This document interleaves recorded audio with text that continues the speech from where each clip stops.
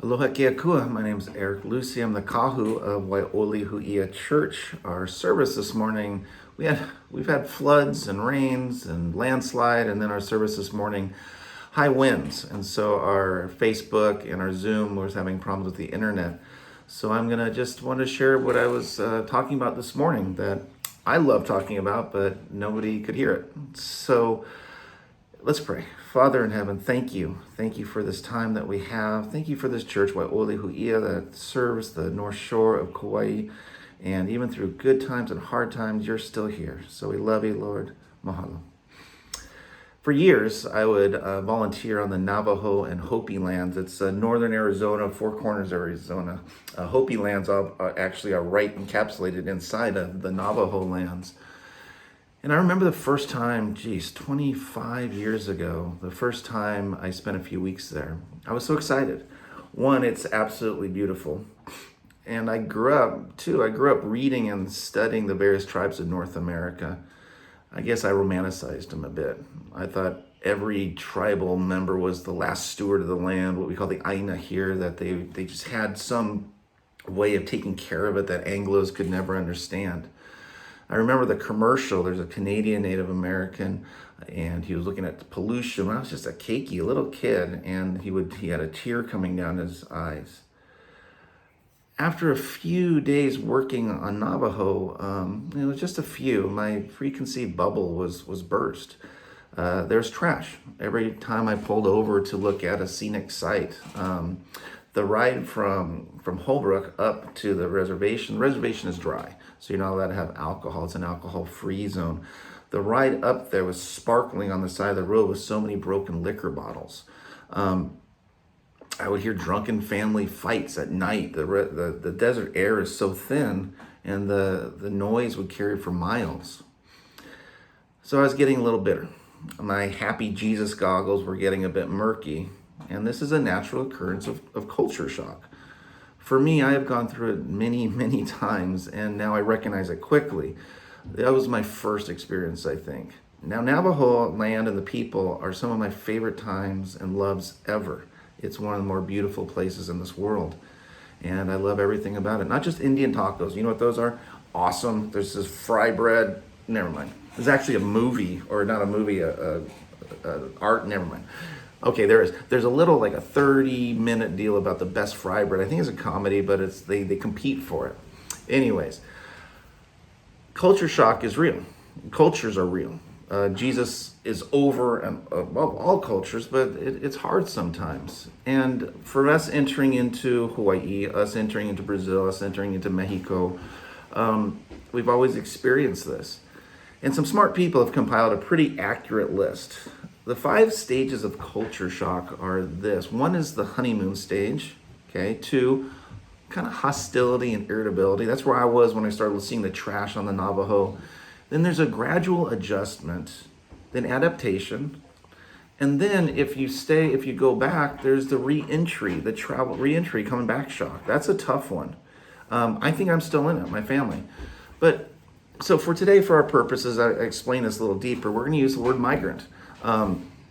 Migrants might be defined by foreign birth, foreign citizenship, or by their movement into a new country, just to say temporarily.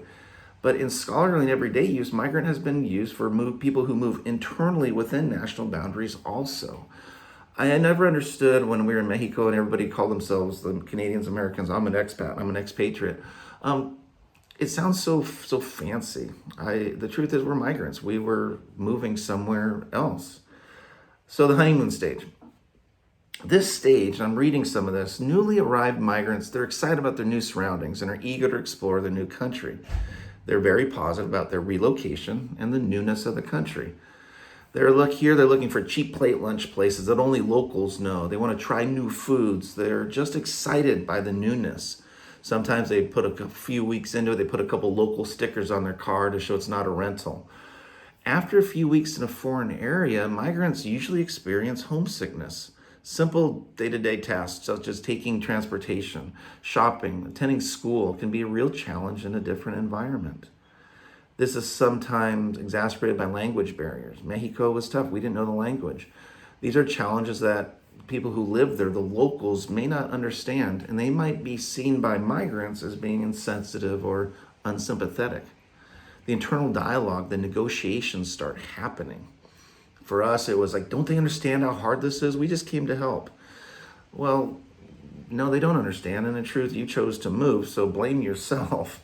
But this is when stereotypes are mostly created during this negotiation phase. They're racist, they're a clique. They don't like me because I work hard. I bring Anglo pride, I know how to do things. And the stereotyping may help the ego of someone suffering from the really severe culture shock, but will not lead to adaptation to the new area. As in many things, attitude is key. It's a very important factor to success or failure. The frustration leads to aggressiveness and a roughness towards others. And the funny thing is, locals in turn behave the same way. They either ignore the migrant, and which further increasing the stereotypes and frustration. But the migrant who overcome this step are usually successful in their assimilation. Those who don't just kind of leave the host area earlier than expected. When I was working 20 years ago for First Press of Honolulu, when we were hiring people, we called it the 2-year plan. It was really hard to get people to live on an island for more than 2 years. Businesses know this. And it's usually the spouse. The spouse just didn't have anything to do or had a hard time assimilating. Some migrants find it hard to adapt to a new area, and some cultures may be particularly difficult. So what'll happen is they'll isolate themselves inside that host country, in little communities. And so even though they're in another country or area, they think those people are hostile. And those people usually don't last. They think that by returning home, they'll come back to the harmony with their environment again. Some adopt it. They embrace the host culture and country while losing their original identity. They go a little too far. They usually choose to stay forever. You'll see it. They'll have it down, and you're going, were you born here? But they reject everything that was who they are for the first 20 or 30 or 40 years of their life. The key is the cosmopolitans. They see the host country and culture positively and manage to adapt, but while keeping their original identity. I'm not Mexican. I'm not Hawaiian. I am a gringo or haole in a culture, and I could live here my whole life, but it's different. So 6 to 12 months after coming in, you start to feel accustomed to it a little bit. You know what to expect your surroundings. There's still days that you just go, I'm going to go hide. In Mexico, we go out, all of a sudden I'm like, I just need a breather. I'm trying to speak the language so much. I'm trying to fit in so much, and I just need to take a breath. We would have Thanksgivings, which is not a Mexican thing, but we'd have them at our house, and my wife would laugh because I'd be out in the back. We had 30, 40 people at our house, Spanish, just fun. I'm hiding with my dog. I just needed to take a breather. I'm going to go read a book for a little bit. So what happens is with the assimilation, we've reached a stage where it's not hostile anymore, and they start understanding, even adopting words and mannerisms, learning the language. Now, the problem is when you go back, it's reverse culture shock. And this is when you return to original home after a long period away. Now, I read about this. I didn't understand it, because you can read about something, but really experience it is different. And it happened when I first lived in Hawaii. I would come back, and it was hard to be in southern Orange County, California. It just didn't feel right. It was really bad coming from Mexico. We went from Mexico to Honolulu, back, and I just had the hardest time. To not ever have this experience, or it makes it difficult to understand, but you are homeless. You don't fit. We don't fit Mexico, we don't fit Hawaii. We're never home. And it's something we chose. And a lot of people understand that. This is one reason of many that I love the Church of God, the family of God, the Ohana, the church. So why am I talking about this? Our verses today reflect a very special soldier that was stationed in a very hostile environment, far from home. He went through all of these situations, the feeling. He'd probably done it a few times. He knew what is expected. And it was a reaction of the host country that he entered in that makes this story absolutely beautiful. So we're in Luke 7, verse 1. When Jesus had finished saying all this to the people who were listening, he entered Capernaum. there, a centurion's servant whom his master valued highly was sick and about to die. The centurion heard of Jesus and sent some elders of the Jews to him, asking him to come and heal his servant. When they came to Jesus, they pleaded earnestly with him, "This man deserves to have you do this because he loves our nation and has built our synagogue." So Jesus went with them. He was not far from the house when the centurion sent friends to say to him, "Lord, don't trouble yourself, for I do not deserve to have you come under my roof. This is why I didn't even consider myself worthy to come to you. But say the word, and my servant will be healed. For I myself am a man under authority, with soldiers under me. I tell this one, go, and he goes, and that one, come, and he comes. I say to my servant, do this, and he does this." When Jesus heard this, he was amazed at him, and turning to the crowd following him, he says, "I tell you, I have not found such great faith even in Israel." Then the men who had been sent returned to the house and found the servant well. Cute story, placed in an interesting spot. So today, who is this guy?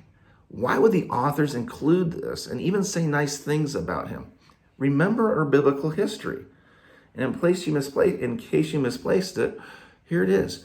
We have this country, Israel, doing pretty good for a few kings.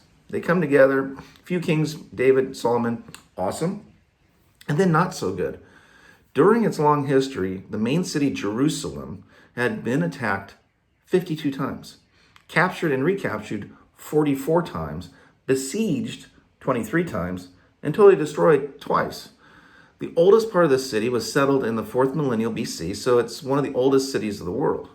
During Jesus' times, the Romans were occupiers. Jesus kind of is right in the middle of it. It started out in 63 BC when the Emperor Pompey, you've heard his name before, entered the temple as an arbitrator. So he comes in, we have these two guys, they had come through Alexander the Great. Alexander the Great had come in, conquered everything.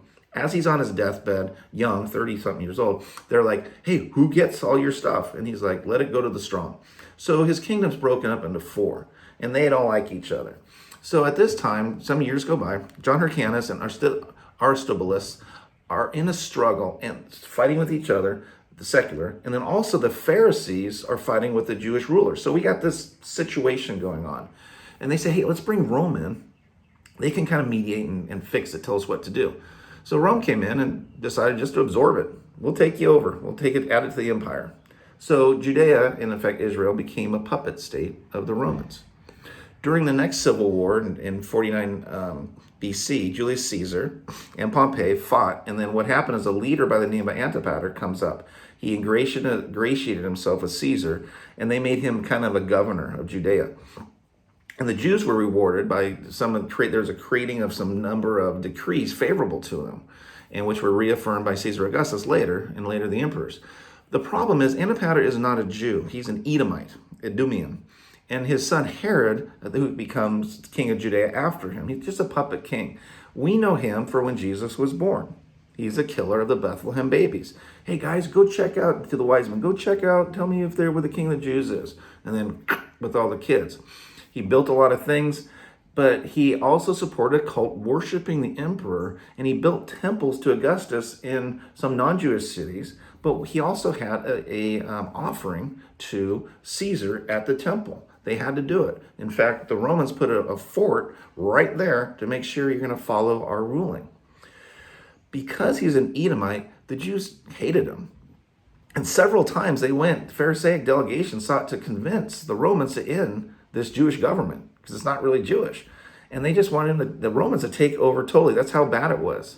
So later, Herod's rules, some of them, they bring in Roman procurators. So the most famous or infamous was, who you know, and we're coming to that season, was Pontius Pilate. Pontius Pilate, right before he, says, "Hasta luego, Jesus, goodbye, Jesus, go ahead and kill him," he had tried to introduce busts, little heads of sculptures of Roman emperors into Jerusalem. And all of a sudden, the Jews did not want this. And they're opposing it. So when Jesus came to him, and when they brought Jesus, said, "Hey, kill this guy," he's like, well, he didn't do anything, but whatever he wanted. He just didn't want another riot. A lot of the backstory. This is just rankling. So Later, to finish the story with Rome, Jesus is out of the picture physically on earth. He's still in the picture forever and ever. But Caligula decided he wants a statue of himself be erected in the temple. And the Jews didn't like this. So they basically die. Okay, the temple is destroyed in 68 AD. So this is what's going on. Jesus walks right into this. Okay. The boots on the ground, I'm getting this point. The boots on the ground accomplishing all of Romans' desires were the legionnaires, the Roman soldiers. The officers of these soldiers are called centurions. In Roman infantry, the centurion commanded a centuria or century. During the mid-republic, they were grouped in pairs, meaning up a manipulate. It doesn't really matter, but it's about 30 to 60 guys. Now, I want you to picture who this guy is. He's not just a soldier, rough, tough, climb the wall, beat up people.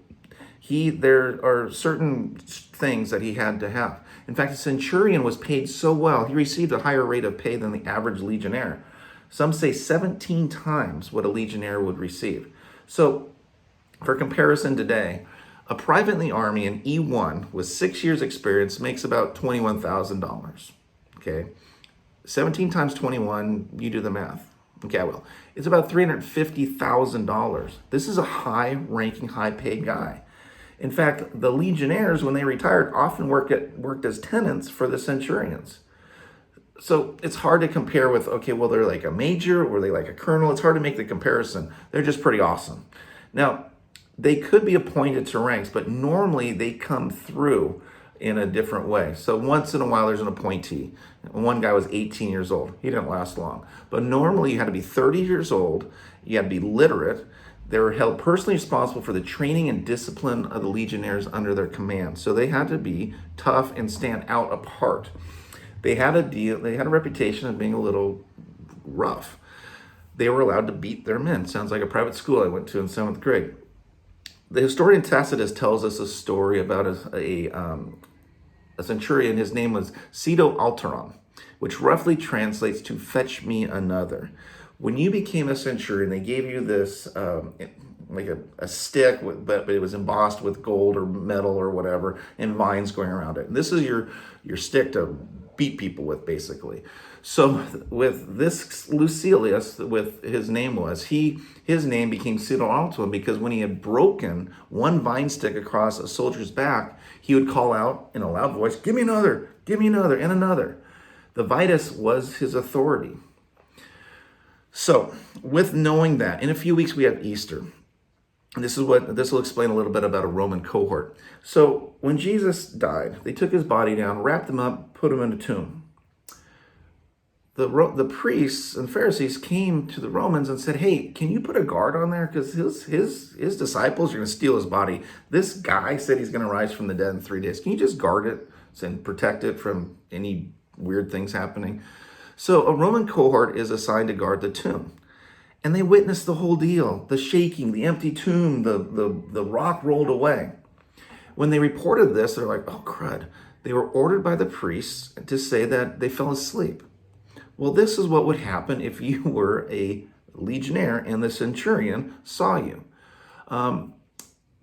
This is why we know they lied. If a legionnaire was found asleep on duty, the centurion, or walking with their torches, changing the guard, oh, he's asleep, lit his cloak on fire. No sleeping on duty allowed. So they're pretty amazing. They also had important social status and held powerful positions. Upon retirement, they usually became judges. So literate, connections, recommendations, pretty awesome. Chosen to be strong, disciplined, strict in exercising, pretty amazing guys. So here in Luke's gospel, and also in Matthew, we have the incident in which a servant of a centurion, basic Capernaum, was ill. The neat thing is, the centurion concerned had a good relationship with the elders of the Jewish population. Think this one through. That just doesn't happen. He had actually funded the development of the synagogue in Capernaum. When he heard, he asked, hey guys, can you help me out here with my servant? Jesus marveled at his faith and restored his servant to health. Somehow, these guys loved on the centurion. The book of Acts tells of another centurion. There's a couple times in Scripture, always told in good light. His name was Cornelius, and it says his righteous and generous acts found favor with God. The apostle Simon Peter is told to visit him. Now, if you remember, all of Christianity started in the temple with the Jews. It was a Jewish religion. Later, after this, it opened up to the Gentiles, and it had to be pushed. Paul is told, hey, go visit this Cornelius. He's a good guy. Simon's like, I'm not going to hang out with a Gentile. I have to do this washing. They're horrible. They smell bad. They dress funny. I don't want to hang out with them. They're occupying my country. He has a dream, and the message is basically, go share Jesus with the Gentiles. So these foreign soldiers play an amazingly important part in sharing Jesus' message to the world. Yes, they look different. Thank goodness they probably bought pepperoni pizza and lasagna to Israel. Help the cuisine. Just kidding. They were loud, kept separate, had their own language. Yet some of the Jews, not stuck in the rules, but the relationship to God, showed some aloha, somehow, to this first centurion, which led him to Jesus. If the churches of the world really believe they carry the true healing of mankind, like really believe, why is there so much apartness with culture? Do they withhold loving on people because they are new to the culture or just passing through? This is our third island to live on. In island life, so many people come, and quickly, in a few months, a lot of them get spit out. Sometimes in Cozumel, we stopped making acquaintances. It was tiring. We put a lot of time into helping, getting them going in the culture, and then poof, off they went with a little piece of our heart. Sometimes the funny thing is when we help people out, teach them Spanish, some mannerisms, places to go, they would see tourists and oh my gosh, look how they act, they're tourists. And I'm like, in serio, you've been here 3 months. You're not local, you're a little local. Anyways, I think subconsciously we started staying in our own local group. Let's wait a year and see how they are. Then I realized that's no good. Now these Romans were coming in and out. The Jews could have seen them and done the same thing. And I realized, thinking about this, something amazing happened with them. And I also realized, what if hospitals treated people like I was treating people in Cozumel sometimes? What if they said, I don't want to help those folks, they're only going to be here for a few days, a few weeks. Look at the clothes they have on. Here in Hawaii and Kauai, it's a convertible Mustang. Oh, you don't get help from us, you're just a tourist, you're a 3-monther. It sounds horrible. That's one of the attractions about this church. It was the love and aloha for visitors. I haven't seen it yet, not the aloha, I've seen the aloha, but the visitors coming in and out, that this church is a beacon. So many people come to see the Hawaiian, hear the Hawaiian music, the hula, and to experience the aloha of the people. The opportunity, what these Jewish people did to the centurion, is what we have the opportunity to do every week. They're loving on people and following the Old Testament words. Now, that's an important word to know. We like to, as Christians, sometimes ignore the Old Testament. God's a little bit sporty there and a little mean sounding. There's a lot of smiting people and kicking them out of camp and getting them stoned. Not that way. Getting stoned, not getting them stoned. This was before Jesus had kind of explained, hey, I'm tearing down the wall. There's no difference between people. So they loved on this tough, traveled, weary soldier. A soldier they not only helped through the process of entering into a new land, but into a relationship with the one God, and in turn, he received eternal life. The cumulative testimony of the 4 Gospels is that when Jesus Christ sees the fallenness of the world all about him, his deepest impulse, his most natural instinct, is to move toward that sin and not away from it, no matter who it is. Just a great story to hear and live. Here in Honolulu, we just had a landslide. My daughter and wife were stuck on the other side. The aloha shown by the community to us migrants, 6 months we've been here, was amazing. The haole people, the foreign people have come in and adopted the best of this Hawaiian culture. They've added it to the quiver of of Christianity with their tools. Mahalo for that. And that is our charge, to go show Christ's aloha. To do that, though, I've always just do it. To do that, though, as always, you have known how to do it, but also just it flows from you. And that's it. The benediction from this morning was this. It's a great one. Go now into the world, inspired by the extravagant love of God. Live generously with open hands, loving one another as if your lives depended on it. Be good stewards of the gifts you have received, so that God may be glorified in all you say and do. Amene, aloha ke kua. Mahalo for listening. Have a great week.